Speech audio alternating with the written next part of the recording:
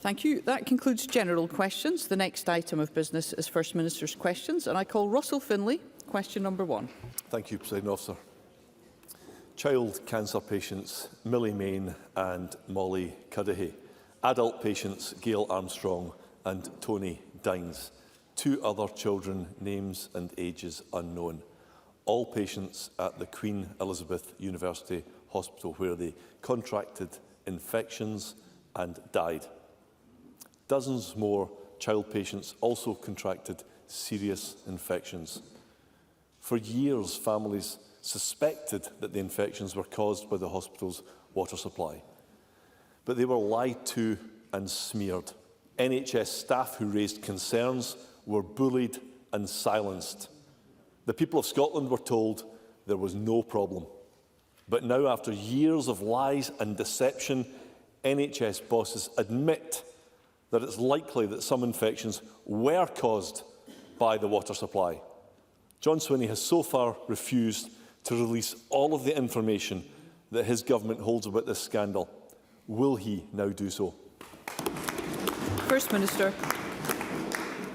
Presiding Officer, first of all, I want to express my sympathies to all of those who are grieving the loss of a loved one in these circumstances. I recognise the deep pain, the grief and the hurt felt by patients and their families who provided brave testimony throughout all of these years on the issues that Russell Finlay raises with me.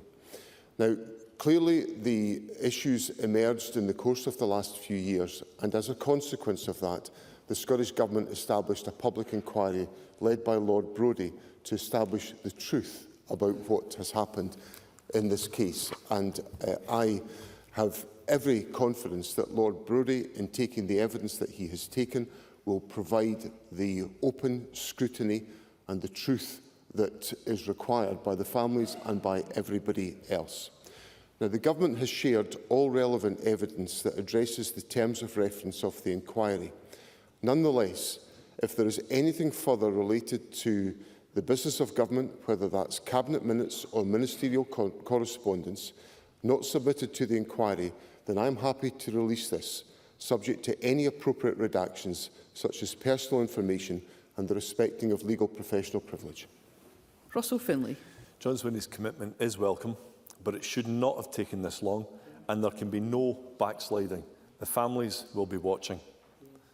I pay tribute to these families. I cannot begin to imagine the pain they have suffered. I'm in awe of their determination and their dignity. And I think that it's important for Mr Swinney to hear what they are saying. And I quote, "We were all lied to, we were all disbelieved, we were all demeaned and smeared. We have had our families devastated and our lives traumatised. We cannot overstate the level of deceit and conniving cowardice of Greater Glasgow and Clyde Health Board. These families quite rightly expect accountability. They demand a reckoning for the board's leadership. So will John Swinney sack those responsible?" First Minister. Presiding Officer, first of all, I acknowledge the pain and the suffering that the relatives of those affected by these circumstances have suffered, and the pain of the loss of their loved ones has been compounded by the tenacious efforts they have had to go to ensure that the truth would be established, which is precisely why the Scottish Government took the decision in 2019 to establish a public inquiry led by Lord Brodie, which, as I said in my first answer, will be determined to get to the truth. Now, there are a variety of issues that we have to await the outcome of the inquiry from Lord Brodie. But what I will say to Russell Finlay today is that in all circumstances, the Government will take seriously all recommendations from Lord Brodie in taking forward the issues that have to be addressed as a consequence of the commissioning of a public inquiry into this issue. Russell Finlay. We wouldn't need to spend hundreds of millions of pounds in public inquiries if public bodies simply told the truth. And it's no wonder these families are so angry. The Health Board has not been held to account, but neither has anyone in this government. Nicola Sturgeon was First Minister when the hospital began treating patients on the 27th of April 2015, just 10 days before a general election. During the SNP election campaign, she kept bragging about the new hospital. Yeah. For years, Nicola Sturgeon dismissed growing concerns about infections being linked to the water supply. But now, the NHS have dropped a bombshell. They've told the public inquiry pressure was applied to open the hospital on time and on budget. And it is now clear that the hospital opened too early. It was not ready. So let me ask John Swinney a straight question. Did Nicola Sturgeon or anyone else in the SNP government apply political pressure to open the hospital before it was ready? First Minister. The direct answer to that question is no. Russell Finlay. Well, if the Scottish Government didn't apply pressure, who did? And why did they do so? This is one of many serious scandals involving Scotland's public bodies in recent years, from Police Scotland, the Crown Office, the NHS and more. This SNP government presides over a cynical culture defined by arrogance, secrecy and cover-up. A culture of zero accountability that misuses taxpayers' money to crush victims and to silence concerns, and which treats grieving families with utter contempt. The families of the hospital infection scandal are not going away. This is not over. They say that the hospital is still unsafe for patients and that the management cannot be trusted to make it safe. They continue. The people of Scotland demand it to be made safe. So how does John Swinney intend to protect patients and rebuild public confidence in Scotland's largest hospital? First Minister. President Officer, I reject the characterisation of the government that Russell Finlay puts to me. And I would cite as an example of that the fact that the government commissioned a public inquiry to look at this very issue. I also would draw on the fact that the government has established public inquiries to look at other major issues where patients have expressed their concern. For example, the inquiry in NHS Tayside about the conduct of Mr El Jamel in his surgery practice, or the issues relating to the death of Sheikh Ubayu. So the government is, and I accept the fundamental point that Mr Finlay makes, that it would be better if we didn't have to have these public inquiries, but when things happen, we have to be prepared to take the steps to investigate and to get to the truth. Now, Mr Finlay raises with me issues of a current nature about the circumstances in the Queen Elizabeth University Hospital in relation to the safety of the water system. And Lord Brodie, the chair of the hospital's inquiry, commissioned reports and audits from the inquiry expert Andrew Poplett on water and ventilation. Mr Poplett's view is that the Queen Elizabeth University Hospital's current procedures for managing the water system are suitable and safe. Providing the evidence to the inquiry in September 2025, Mr Poplett observed that after previously raising concerns, which he did, the Queen Elizabeth University Hospital water system is, and I quote, currently extremely well managed, close quotes, and there had been, quotes, significant improvements, close quotes, made. So that is independent advice that's been provided to Lord Brodie's inquiry, which I put on the record today to reassure members of the public that the safety considerations in the Queen Elizabeth University Hospital are uppermost in the thinking and the minds of Greater Glasgow and Clyde Health Board, and obviously the Government wants to have that assurance, and that inquiry report, I think, provides exactly that. And the last thing I would say is that it is important, vital, absolutely fundamental, that patients who are using hospitals, families that are using hospitals, are assured of the determination to ensure we have a safe clinical environment. And Scotland has advanced a lot of work which has attracted international commendation on the support for patient safety, and that will be one of the key priorities of the Government in making sure that the public can rely on such circumstances in our hospitals right around the country. Question number 2, Anna Sarwar. Presiding Officer, much of John Swinney's answers are simply not credible. This week, NHS Greater Glasgow and Clyde said of the Queen Elizabeth University Hospital, pressure was applied to open the hospital on time and on budget, and it is now clear that the hospital opened too early. It was not ready. That hospital opened with contaminated water, which infected people and led to the death of at least 2 children.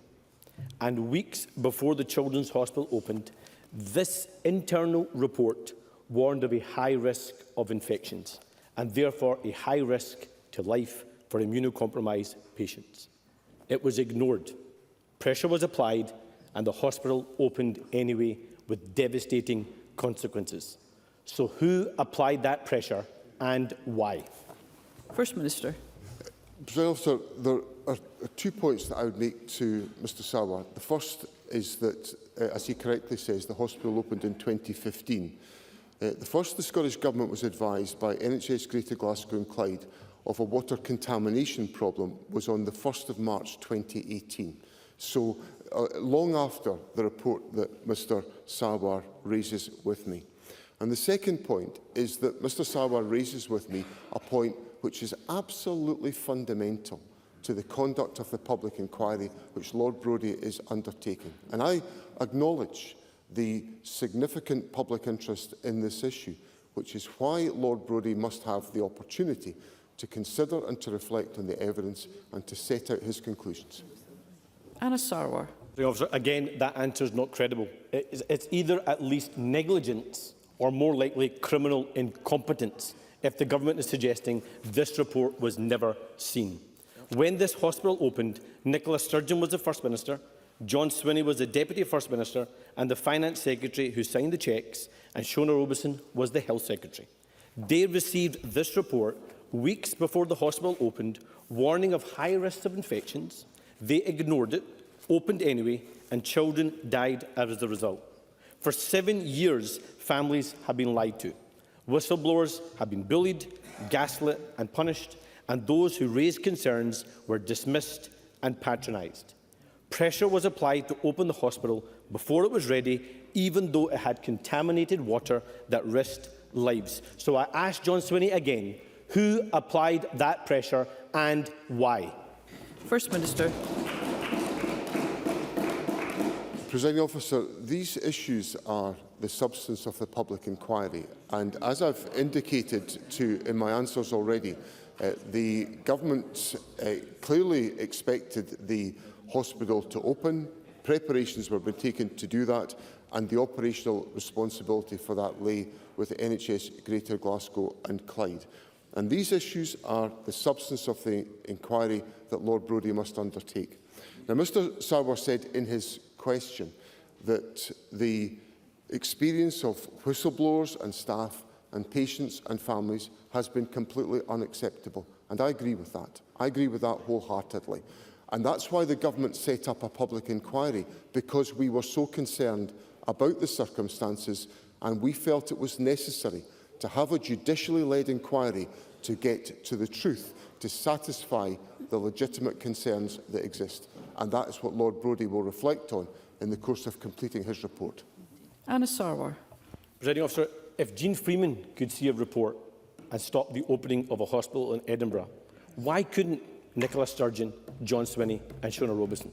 That gets the heart of the issue right here, because this is the biggest scandal in the history of this Parliament. I first raised this case 7 years ago when whistleblowers came to me with devastating evidence that children had died due to infections, but their parents had never been told the true cause of their death. One of those parents was Kimberly Darroch, the mother of Millie Main. Millie was in remission, but died after contracting an infection from the water.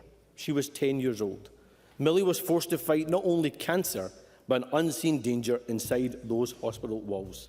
And every step of the way, the Health Board and countless SNP ministers closed ranks and denied there was a problem. People have died. Their families deserve the truth. A hospital was opened too soon with contaminated water, which infected patients, which led to deaths. And the health boards say pressure was applied to open it before it was safe. So for the third time, tell the truth. The Health Secretary at the time is sitting right next to the First Minister. He was the Deputy First Minister and the Finance Secretary. They could ask Nicola Sturgeon too. Tell the truth. Who applied the pressure and why? First Minister. I've already answered that question to Mr Finlay in the answers that I set out. And what I would say to... Let's hear the First Minister. What I would say to... Let's hear the First Minister. Is that the government, when the government became aware of these issues, when the water contamination incident was raised with the government on the 1st of March 2018, there then followed a sequence of events that led to the establishment of a public inquiry, which is to get to the truth about all of these issues. First Minister, sorry, I'm very keen to ensure that everyone in this chamber, those in the gallery, can hear what's being said. First Minister. So the circumstances, once the government had these reported to the government in March 2018, there then put in place a sequence of events that resulted in the establishment of the public inquiry, the substance of which is considering all of this evidence. And that is what the government has done to make sure that we face up to the issues that are raised here, and that we provide answers to the family of Millie Mayne and others who have suffered so significantly as a consequence. And that's the commitment the government has put in place, and that is the commitment that Lord Brodie will fulfil. Question number 3, Gillian Mackay. There is often very little that unites football fans.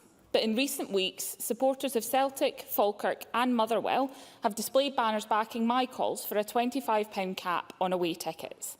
A call that's also been backed by the Scottish Supporters Collective. Football is meant to be for everyone, but at a time where the cost of living is ever rising, there are fans being priced out of attending. There are already price caps in place in England and in many other European countries. We know how important attending games is for people. It reduces loneliness, not to mention the wonderful work the trusts at these clubs do for the wider community. Clubs would be nothing without their fans. So will the First Minister join me in the calls to cap away ticket prices? First Minister. Sir, I'm very happy to give consideration to this particular issue. I think for all the reasons that Gillian Mackay indicates, it is important that individuals are able to engage in watching their football teams and being able to enjoy that experience and to appreciate the solidarity of being together with fellow football fans. And I certainly will give active consideration to the proposal that Gillian Mackay has raised. Gillian Mackay. 120,000 people will attend games over the weekend, but we currently have a system where outside a few clubs, fans struggle to have their voices heard, and at a national level, this is even more difficult. Whether it's ticket prices or fan ownership, we need to bring our sport closer to the people who make it what it is. In the months ahead, I plan to host a summit with supporters groups from across the country to discuss how we democratise Scottish football at every level and make it truly for the fans. Will the First Minister join that summit and help to put fans at the heart of our national game? First Minister. The government's already held discussions on many of these issues about fan ownership and fan engagement in football, and of course there are a number of very good examples around the country of fan ownership and leadership of football clubs, which has delivered significant results for participation in sport. So I'm very happy for the Sport Minister to be involved in those discussions. She's very actively involved in all of these questions about fan engagement, and if that helps to advance a sense of collective purpose within Scotland, then the government will support that in every way it can. Question number 4, Christine Graham. Thank you very much, Presiding Officer. To ask the First Minister regarding the proposed expansion of wind turbines, battery storage facilities and pylons across the Scottish borders, whether the Scottish Government has carried out an assessment of the potential cumulative impact on the wildlife and the landscape in light of the importance of tourism to the area. First Minister. President Officer, I completely understand the concerns of communities regarding the cumulative impact of energy infrastructure. Where new development proposals come forward, they are subject to site-specific assessments which should take into consideration cumulative effects of developments alongside potential impacts on communities, nature and cultural heritage.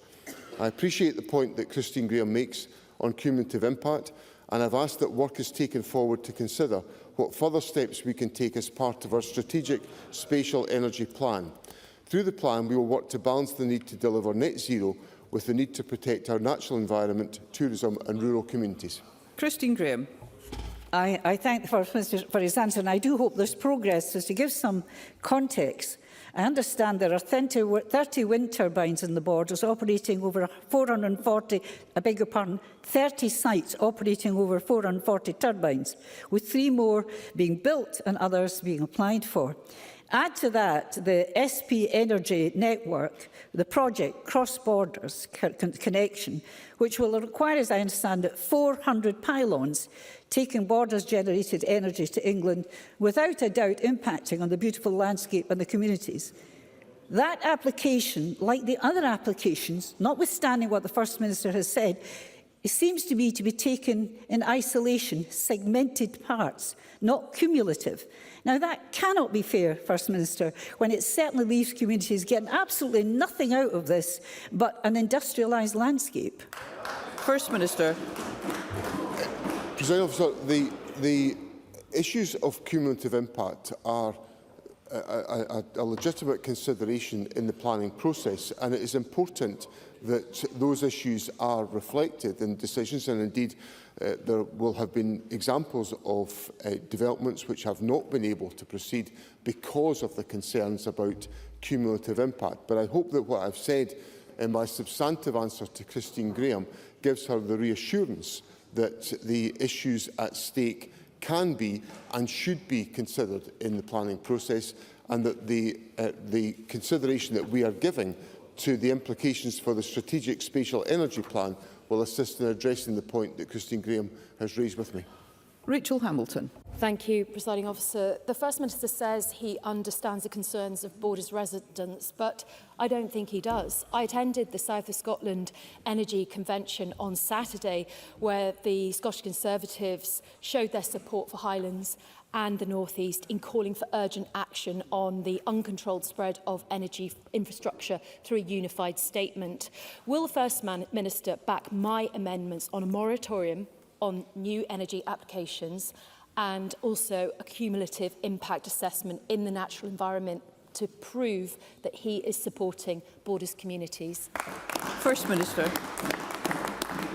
Obviously, the Government will look at all of the issues that come forward in relation to the Natural Environment Bill and determine its position. But I simply repeat to Rachel Hamilton what I've said to Christine Graham, that the issues of cumulative impact are material issues to be considered in the planning process, and the steps that we are taking in relation to the further analysis in relation to the strategic spatial energy plan will be designed to address the points that Rachel Hamilton puts to me on behalf of her constituents, as we make the sensible balances between the protection of our natural environment and the ability to ensure that Scotland benefits from the abundant renewable energy that we will have to develop to provide energy security in the years to come.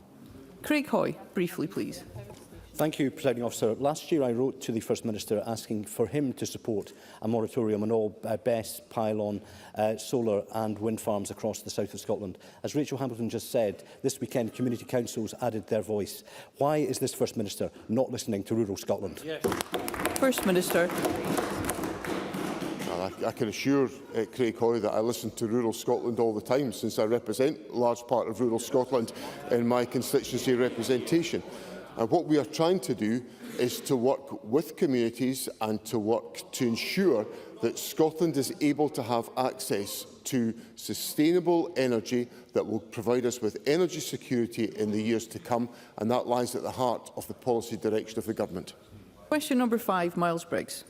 The First Minister what action the Scottish Government is taking to address the reported issues with teacher job shortages caused by temporary teacher contracts. First Minister.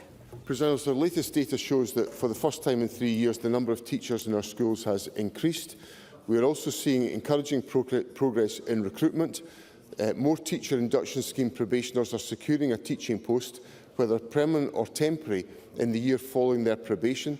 This government understands how essential it is to have great teachers in every classroom, and the challenges in recruitment in some subjects and local areas must be addressed. That's why I'm pleased to announce today that we are launching a national recruitment campaign to encourage more people into secondary teaching, particularly in the subjects and areas where recruitment is most challenging. Miles Briggs. Well, the government's own analysis shows that most newly qualified teachers in Scotland are no longer getting permanent jobs. 2,294 newly qualified teachers completed their probation. However, only 25% of them have secured permanent posts. EIS General Secretary Andrea Bradley says these figures released confirm that the Scottish Government has absolutely failed to deliver on their 2021 manifesto commitment. First Minister, after 19 years of this SNP government, why have ministers spectacularly failed in their workforce planning and the pledge they made to both parents, professionals and young people? And what does the First Minister say to young qualified teachers in Scotland now considering leaving our country because of this government's disastrous education workforce planning? First Minister. There has been an increase in post-probation employment from this year compared to last year, which demonstrates the progress that has been made. We also have in place a lower pupil-teacher ratio in Scotland compared to other parts of the United Kingdom, and a higher number of teachers per 100,000 pupils in Scotland compared to other parts of the United Kingdom. So the Government recognises the importance of investing in teacher education and in education services. That's why the Government has increased the budget available to local authorities through the Government's budget announced last week, and we will continue to work with our local authority partners to ensure that we strengthen recruitment of teachers and to encourage and motivate more individuals to join the teaching profession. Paul O'Kane. It was this First Minister at the beginning of this Parliament who promised a focus on recovery from the pandemic in education. He made a pledge around 3,500 more teachers, permanent teachers, in this Parliament, and yet he will spectacularly fail on that pledge. And yet, according to the Cabinet Secretary, it appears to not be the responsibility of this government. Rather, it's the fault of teachers themselves. She said, and I quote, "They're opting not to travel to jobs," or "they are much more expensive to employ." So can I ask the First Minister, does he agree with Jenny Gilruth's analysis of the situation? Does he think that underemployed and unemployed teachers across the country should have to uproot their lives and their families because of his government's failure to competently put together a workforce plan? First Minister. The Government has had in place for many years incentives to encourage individuals to move to areas of the country where there are shortages of teachers, and there are challenges in place in some of those locations, which is exactly why the Government has intervened to try to put in place those incentives to ensure that can be achieved. But Mr O'Kane rather skates past the improvements that have been made in Scottish education, with record levels of literacy and numeracy in our schools as we speak, with a tremendous exam diet of achievements that have been made by the young people of Scotland. There is tremendous strength in Scottish education, and Mr O'Kane should join those of us who are very proud of it. Willie Rennie. When John Swinney was Education Secretary, he instructed the recruitment of thousands of extra teachers, but failed to ensure there was enough permanent jobs for them. The result is that thousands are on precarious zero-hours contracts. Isn't it the case that despite all the fine rhetoric from this government about workers' rights, it's got the worst workers' rights record of this Parliament? And finally, when are these people finally going to get a job? First Minister. What I'd say to Mr Rennie is that teachers in Scotland are the best paid in the United Kingdom as a consequence of the pay deals put in place. First Minister. The thing that I find really frustrating is I know how many members wish to put a question in this session, and every time I have to stop business, another member is being deprived of that opportunity. Please, let's hear one another. First Minister. President Officer, the The steps that the government has taken have been to improve teachers' pay and conditions, and as a consequence, and as I recounted these figures to Mr Sarwar last week, teachers in Scotland are much better paid and have much better take-home pay than teachers in the rest of the United Kingdom. We have more teachers per head of population in Scotland than other parts of the United Kingdom, and also a lower pupil-teacher ratio in Scotland. That's the government investing to deliver on our commitments in education, and we intend to continue to do so. Question number 6, Katie Clark. To ask the First Minister whether the Scottish Government will comply with the Scottish Information Commissioner's ruling that files relating to James Hamilton's investigation into whether the former First Minister Nicola Sturgeon broke the ministerial code must be published by 22nd January 2026. First Minister. Presiding Officer, the Scottish Government will comply with the Commissioner's decision and will do so as soon as practically possible. I do not expect this will take much longer. The courts have made it clear the identities of those who complained in relation to allegations of sexual assault must have their identities protected, and there are no circumstances in which I will do anything that risks breaking those court orders. I cannot release information which would breach those court orders and amount to a contempt of court. Katie Clark. The Scottish Government has wasted millions of pounds of taxpayers' money fighting court cases, with 2 further appeals relating to the salmon files before the Court of Session later this month. Will the First Minister ensure full disclosure by releasing all of the salmon files? And if he won't commit to this today, will he at least release information which has not been contested through the appeals process? And if the Scottish Government loses the appeals, will he commit to not using his veto? My Freedom of Information Reform Bill would strengthen the powers of the Information Commissioner, preventing the late disclosure of information, which happened here, introduce proactive disclosure and abolish the First Minister's veto. Will he look closely at my bill, which is supported by the current Information Commissioner and all the previous holders of the role, as it would help deliver openness, accountability and transparency, which were the founding principles of this Parliament? First Minister. We will, of course, look at the bill and consider its contents, but it is really important that I'm clear with Parliament why the Government is acting in the way that it is acting. The Scottish Government has handled nearly 90 Freedom of Information requests and reviews relating to the James Hamilton investigation. We are also responding to 96% of information requests on time against a backdrop of rising request numbers. In relation to the particular case that Katie Clark raises with me, the Government will comply with the Commissioner's decision, but I have to be absolutely satisfied that there is no risk that court orders that protect the identities of individuals who have complained in relation to allegations of sexual assault are in any way disclosed as a consequence. I will be clear with Parliament, I will not do that. And I'm very surprised that Katie Clark wants me to release all of the information, because if I released all of the information, I would breach court orders, and I will not do that. So the Government is appealing 2 other cases which we believe would result in us committing contempt of court, and I will not do that. So the Government has, as I've said already, has handled nearly 90 Freedom of Information requests, but I have a legal responsibility. I have a responsibility in the Ministerial Code to obey the court orders that are in place, and I want to be crystal clear with Parliament. I will do nothing to jeopardise that. Fergus Ewing.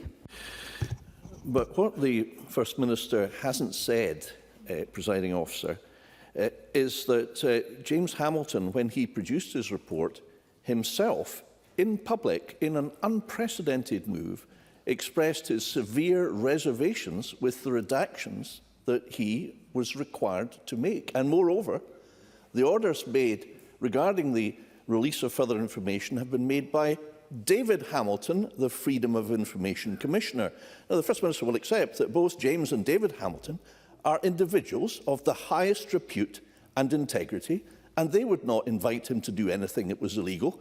So my question is this: isn't the First Minister using the excuse of jigsaw identification as a human shield, as a pretext for declining to release information, because the real reason is it will cause extreme embarrassment to several people who are in the Scottish Government now and previously were in that trusted position? First Minister. I cannot find it in myself to associate myself with the words that Mr Ewing has made of the, quotes, excuse of jigsaw identification. Because that question lies at the very heart of the provision of statute in this country. And my duty as First Minister at all times is to obey the law. And Mr Ewing is inviting me to be cavalier with the orders that have been passed by a court in this country, and I want to be crystal clear with Parliament, I will do not one bit of it. Murdo Fraser. Thank you, Presiding Officer. I wonder if the First Minister appreciates what a bad look it is for his government to be spending huge sums of taxpayers' money contesting rulings from the Independent Information Commissioner. David Hamilton is an experienced and respected professional who has spent his entire career in Scotland's justice system. Does the First Minister really think he would be asking the Scottish Government to do something that would be unlawful? First Minister. The Government has made clear that we believe the Information Commissioner has erred in law in relation to two of the cases that the Government is appealing. And Mr Fraser is a lawyer. He knows full well the obligations that I carry as First Minister to ensure that the Government at all times complies with the law. And where I believe there is a risk of jeopardy in that respect, I will ensure that the Government acts within the law, and that's exactly what I'm doing. Thank you. We move to constituency and general supplementaries, and I call Emma Roddick. Thank you, Presiding Officer. Developers have warned that the planned West of Orkney wind farm, which has the potential to power 2 million homes by the end of the decade, will not be built unless unfair UK transmission charges are overhauled. Under Westminster control, the UK energy market is broken. Communities don't benefit from hosting development. Developers are penalised for being in Scotland, and this is taking a toll on jobs, investment and ultimately costs, which leads to higher energy bills. Does the First Minister agree that powers over Scotland's energy should be placed in Scotland's hands? First Minister. Well, Presiding Officer, Emma Roddick raises significant concerns about the West of Orkney wind farm, which have been raised by the developer, which is a development that would bring enormous benefit to the people of Scotland, but it is put in jeopardy because of the disproportionate transmission charges of the United Kingdom regime. So the sooner we can ensure that we have the control over these issues in the hands of the people of Scotland so we can benefit from the energy wealth of Scotland, the better, and that can only happen with independence. Ros McCall. Thank you, Presiding Officer. The First Minister will be aware of concerns raised by the Scottish Childminding Association regarding planned changes by HMRC to making tax digital and the long-standing tax-free wear and tear allowance for childminders. The allowance permitted registered childminders to claim 10% of their income tax as tax-free, given that they're opening their homes to children and the evident wear and tear which comes as a result of this. Now, the tax changes are due to the introduction in England and Wales of childminding in a non-domestic premises, which does not apply in Scotland. And the changes will require childminders to claim on a case-by-case basis should damage occur in their properties as a result of the occupation, adding additional admin and complexity to a burgeoning sector. Now, the childminding workforce in Scotland has declined by 48% since 2016, with an increase in paperwork cited as the main reason for this decline.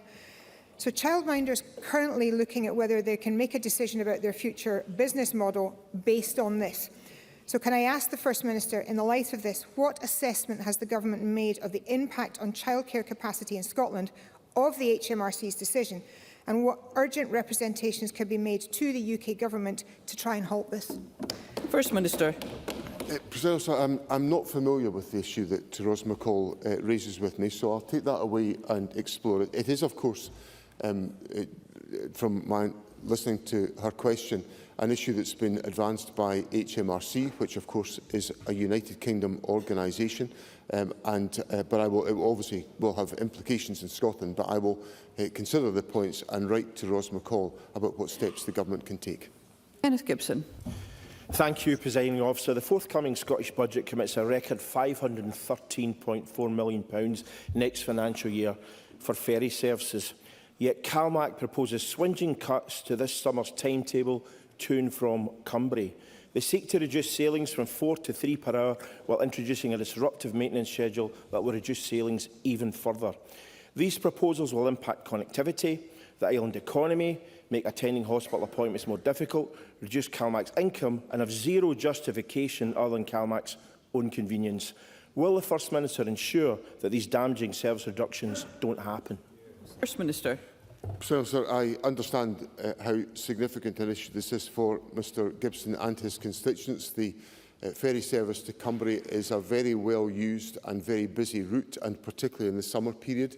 And the Cabinet Secretary for Transport is meeting with CalMac next week to discuss in detail the current proposals around maintenance of vessels and loading and unloading activities alongside other matters. So I give Mr Gibson the assurance that the Transport Secretary will raise with CalMac the issues that he has put to me today. CalMac are in the process of reviewing options and will continue to work closely with the Cumbria community to ensure that any proposals are fully discussed before any final decisions are taken or implemented.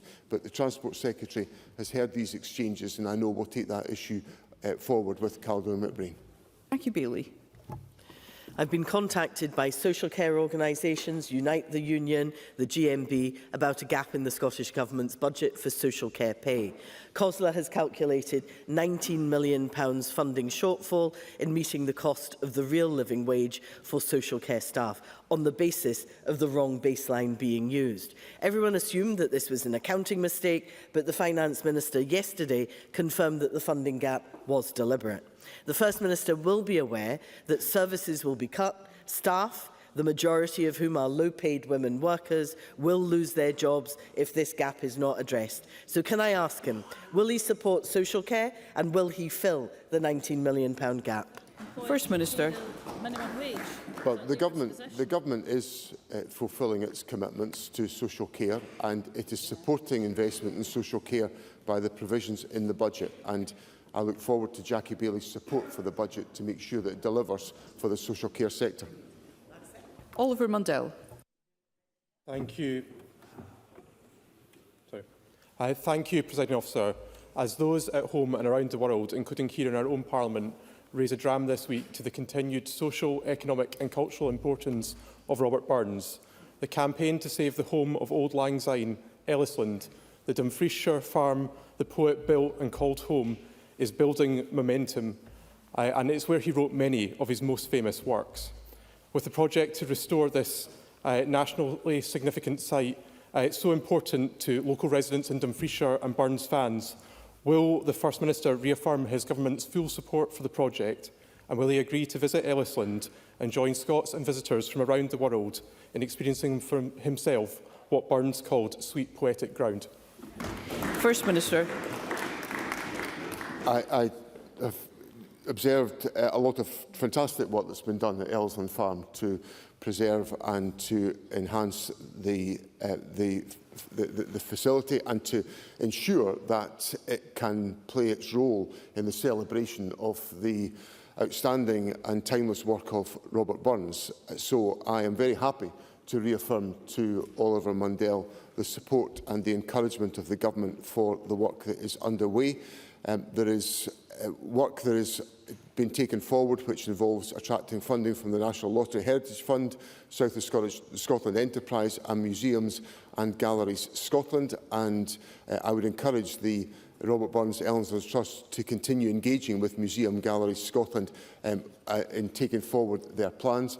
I'd be delighted to visit the Elsland Farm and to see at first hand the plans that are being taken forward and to give my very active support. And it is a daily experience for me to walk past the Naismith portrait of Robert Burns that hangs in the drawing room of Butte House, where it should hang as a tribute to the timeless commitment and work of Robert Burns, which we celebrate at this time of year and which has such an underpinning of the values of our country. McLennan. The Head of Scotland for Save the Children has welcomed the SNP Scottish Government's budget plans for a top-up on the Scottish Child Payment for families with a baby under 1. She said this week this crucial extra support can't come soon enough for families. We hope it receives cross-party support in Parliament. Will the FM join me in calling on opposition members to listen to Save the Children and back this SNP Scottish budget so that we can deliver landmark policies like this to continue our work to eradicate child poverty?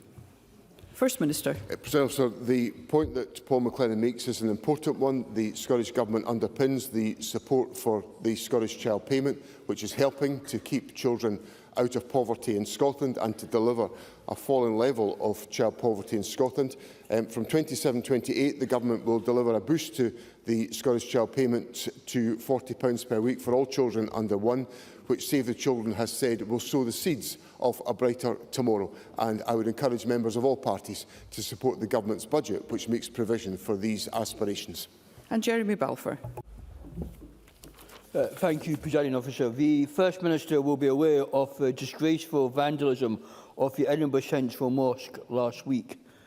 What is the Scottish Government doing to address this intolerance displayed in this action? And what assurances can he give to all religious communities in Scotland that don't feel safe following attacks like this? First Minister. First of all, I was deeply troubled to hear of the vandalism at the Central Mosque in Edinburgh, and associate myself entirely with Mr Balfour's points that nobody should be on the receiving end of hatred in our society today. I regularly meet, as does the Social Justice Secretary and the Minister for Equalities, with various groups in Scotland to ensure that we are acting together to tackle hate in our society. There are groupings in our society, the Muslim community on this occasion, on other occasions, I've had representations from the Jewish community in Scotland who are on the receiving end of hate. And what the Government is doing is supporting communities, investing in the cohesive communities work that we undertake to make sure that Scotland is a country free of hatred, as it should be. That concludes First Minister's questions. The next item of business is a member's business debate in the name of Emma Roddick. There will now be a short suspension to allow those leaving the chamber and the public gallery to do so.